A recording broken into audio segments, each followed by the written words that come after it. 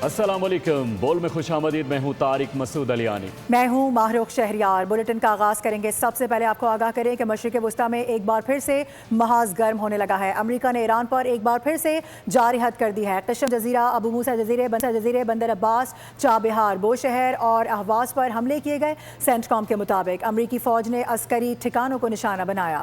ईरानी media के मुताबिक अमरीकी जारियत के सबब 8 एहलकार, 3 शहरी शहीद और मुतादिद अफराद जख्मी हो गए।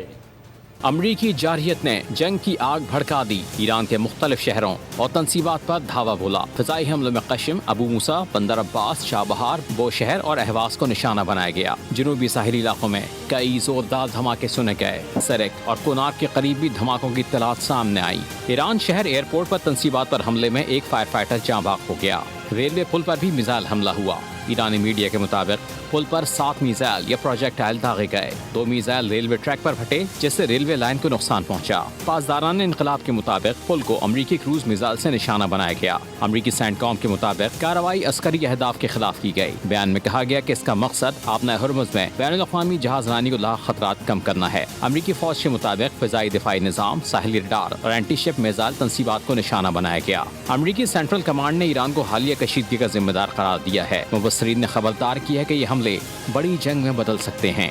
और अमरीकी जारहियत पर ईरान भी चुप न बैठा। खलीजी ममालिक में अमरीकी अड्डों को निशाना बना डाला। ऐसे में कुवैत ने तमाम हमले नाकाम बनाने का दावा कर दिया है, जबकि ईरानी हुकाम ने मजीद हमलों की धमकी दे दी है।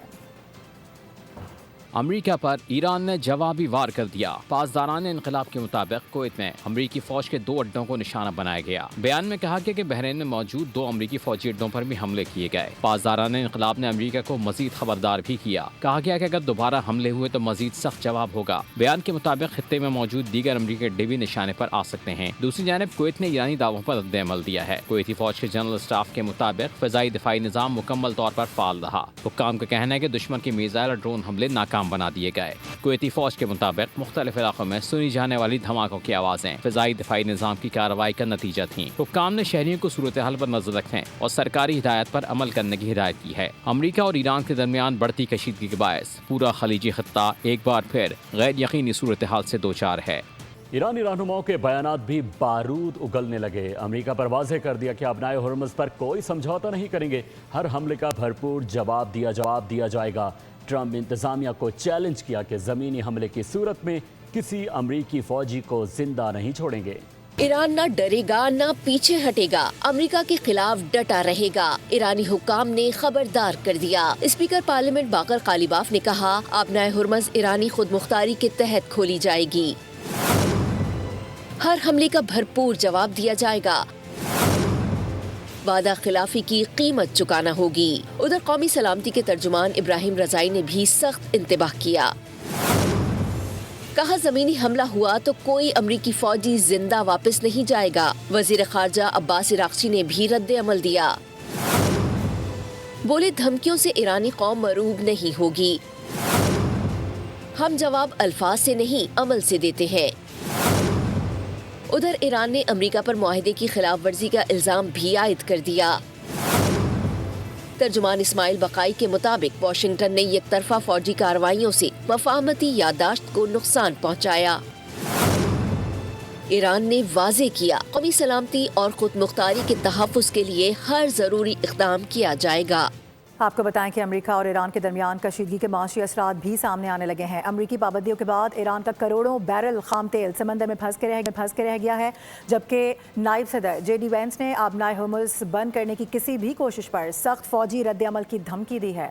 अमेरिका की पाबंदियों ने ईरान पर दबाव बढ़ा दिया। रिपोर्ट्स के मुताबिक ईरान का 6 करोड़ 23 लाख बैरल खाम तेल समंदर में फंस गया। खाम तेल से भरे टैंकर मुख्तलिफ समंदरी रास्तों पर रुके हुए हैं। कुछ जहाज खलीज फारस में मौजूद हैं, जबकि कई आबनाए मलाका की जानिब रवा हैं। अमेरिकी जरीदे के मुताबिक कशीदगी बढ़ी तो मजीद 5 करोड़ बैरल तेल भी मुतासर हो सकता है। उधर वाशिंगटन ने ईरान को नई वार्निंग दे दी। अमेरिकी नायब सदर JD वेंस ने कहा, आबनाए हर्म्स बंद करने की कोशिश नाकाबिल कबूल होगी। ऐसा हुआ तो अमेरिकी फौज भरपूर जवाब देगी। उनका कहना था, हमले उस वक्त तक जारी रहेंगे जब तक ईरान हर्म्स न खोले और जहाजों पर फायरिंग बंद न करे। कहना था ईरान मगर बोल गए जापान। एक न्यूज़ कॉन्फ्रेंस के दौरान अमरीकी सदर की जबान फिसल गई। 111 मिसाइल हमलों का जिक्र करते हुए صدر ڈونلڈ ٹرمپ نے جاپان کو اسلامی جمہوریہ قرار دے دیا.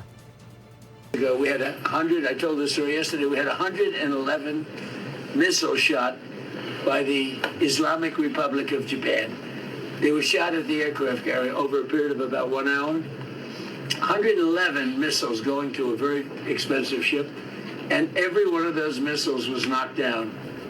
دیگر خبروں کی جانب بڑھتے ہوئے آپ کو بتائیں کہ نریندر مودی کی بیرون ملک مقبولیت کا پول کھل گیا ہے. آسٹریلیا آمد پر بھارتی وزیر اعظم کے خلاف نعرے لگائے گئے. تضحیک آمیز انداز میں مودی کہا گیا, جس پر پولیس کو مداخلت کرنا پڑی. وفاقی وزیر داخلہ محسن نقوی نے سیکریٹری جنرل اقوام متحدہ انتونیو گوتریس سے ملاقات کی. علاقائی صورتحال اور بین الاقوامی امور پر تبادلہ خیال کیا گیا. تنازعات کے خاتمے کے لیے پاکستان کی ثالثی کی کوششوں پر بھی بات چیت ہوئی. سیکریٹری جنرل اقوام متحدہ نے عالمی امن اور استحکام کے لیے پاکستان کی کاوشوں کو سراہا. آگے بڑھتے ہوئے آپ کو بتائیں کہ وزیر اعظم شہباز شریف سے کروشیا کے وزیر خارجہ کی ملاقات ہوئی ہے. پاکستان کروشیا تعلقات مزید مضبوط بنانے پر اتفاق کیا گیا ہے. تجارت, آئی ٹی, زراعت اور سیاحت میں تعاون بڑھانے پر بھی زور دیا گیا. کروشیا کے وزیر خارجہ نے علاقائی امن کے حوالے سے بھی گفتگو کی ہے. آپ کو اس حوالے سے بتا دیں کہ انہوں نے علاقائی امن کی کوششوں میں پاکستان اور اس کی قیادت کے نمایاں کردار کو سراہا اور باہمی دلچسپی کے تمام شعبوں میں پاکستان اور کروشیا کے تعلقات کو مزید وسعت دینے کی اپنی حکومت کی خواہش کا اظہار بھی کیا.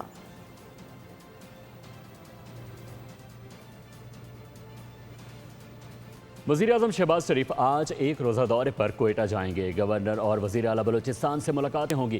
وزیر اعظم کو گورنر ہاؤس میں امن و امان کی صورتحال پر بریفنگ بھی دی جائے گی.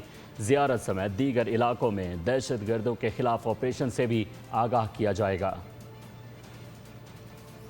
اور ابھی خبر یہ ہے کہ کارگو طیارے حادثے کی تحقیقات اب بھی جاری ہیں. لاپتہ افراد کے اہل خانہ اپنے پیاروں کی خیریت سے گھر واپسی کے منتظر ہیں. عملے کے ارکان کی تلاش کے لیے سمندر میں ریسکیو کارروائیاں کی جا رہی ہیں, جبکہ پاک بحریہ اور پاکستان میری ٹائم سیکیورٹی ایجنسی کی ٹیمیں بھی سرچ آپریشن میں مصروف ہیں. لاپتہ پاکستانی کارگو طیارے کا ملبہ مل گیا, عملہ نہ ملا. پاک بحریہ اور میری ٹائم سیکیورٹی ایجنسی کا سرچ اینڈ ریسکیو آپریشن جاری. لاپتہ افراد کے اہل خانہ شدید تشویش میں مبتلا, اپنے پیاروں کی خیریت سے گھر واپسی کے منتظر. بول نیوز کی team first officer Faisal Mahmood Jatoi کے گھر پہنچ گئی. فیصل جتوئی کے سسر نے بتایا کہ حادثے سے 2 گھنٹے قبل بات ہوئی تھی. طیارے میں فالٹ تھا جس کو دور کرنے کے لیے وقت لگا. 10 بجے تک گھر والوں سے فیصل کا رابطہ منقطع ہو گیا. یہاں سے کارگو لے کے جو ہے شارجہ گئے تھے. وہاں پہنچنے کے بعد کوئی جہاز میں فالٹ ہو گیا جس میں کوئی 5-6 دن لگ گئے. کوئی 7 بجنے میں 10 منٹ پہ انہوں نے اپنی وائف سے جو ہے ان کا رابطہ ہوا کہ میں ابھی نکل رہا ہوں. ان کی وائف انتظار کرتی رہی. ان کو رابطہ جو ہے وہ ان کو نہیں مل رہا تھا, کچھ وہ نہیں تھا. گوگل پہ جب دیکھا تو وہ اندازہ ہوا کہ وہ جو پلین جو ہے وہ مسنگ ہے. واقعے کی تحقیقات تیز کر دی گئی. بیورو آف سیفٹی انویسٹیگیشن کی ٹیم K2 ایئر بیس کے فلائٹ آپریشن دفتر سے مزید ریکارڈ کی جانچ پڑتال کرے گی. سبسکرائب کریں اور بیل دبائیں تاکہ کوئی خبر رہ نہ جائے.